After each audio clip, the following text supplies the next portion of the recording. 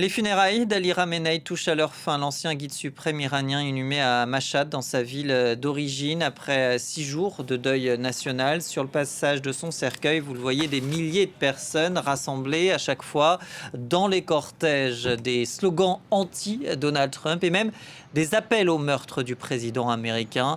Alors que les États-Unis ont mené de nouvelles frappes sur l'Iran, 90 cibles militaires visées la nuit dernière.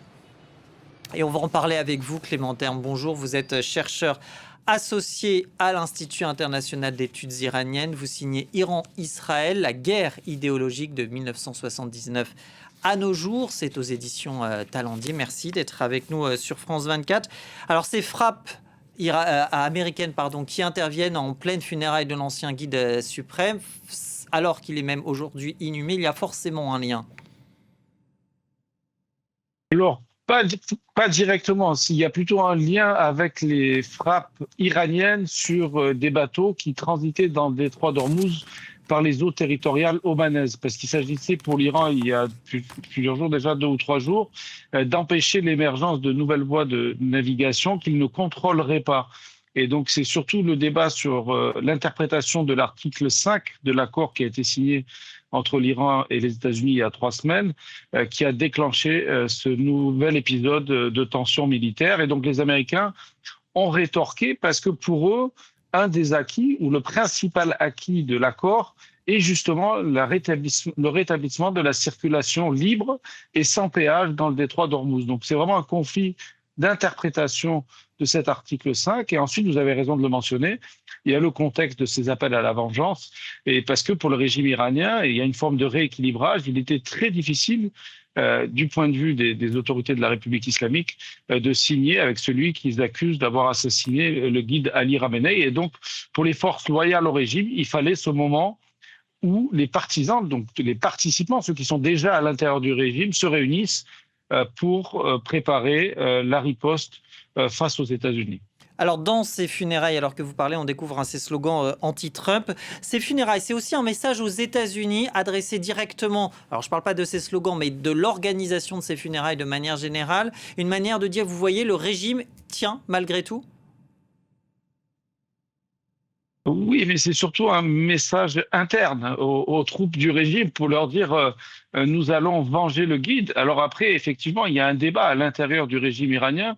Est-ce que la République islamique a les moyens d'assassiner le président Trump? Il faut se rappeler déjà qu'en 2020, quand le président Trump avait fait éliminer Rassem Soleimani, un général des gardiens de la révolution en Irak, il y avait eu ce débat en République islamique sur des slogans que vous avez vus là aujourd'hui et qui étaient déjà déployés à l'époque. Donc, est-ce que la République islamique a les moyens de mener cette entreprise à son terme? Donc, certains pensent que la meilleure vengeance, c'est de pouvoir exporter son pétrole. D'autres pensent qu'il faut au contraire tout de suite procéder à une vengeance et à une escalade militaire régionale pour dissuader les États-Unis de décapiter encore le régime iranien. Donc il y a cette fragilité au sein du régime et donc il y a cette volonté d'afficher les forces loyales au régime dans les rues, en les payant, en les forçant, par la contrainte aussi beaucoup, les fonctionnaires. Donc ce ne sont pas des manifestations spontanées. Alors précisément, ces funérailles qui durent, ces rues noires de monde, c'est aussi, ça vient donner de la légitimité à Ali Khamenei, finalement, une manière aussi d'occulter son héritage. C'est surtout le résultat du savoir-faire de la République islamique, la fabrication des foules, en fait, l'ingénierie sociale, la logistique, il y a derrière plusieurs mois de préparatifs. Donc, ils ont dû attendre 4 mois pour pouvoir procéder aux funérailles. Et donc là, ils avaient un défi aussi d'organisation.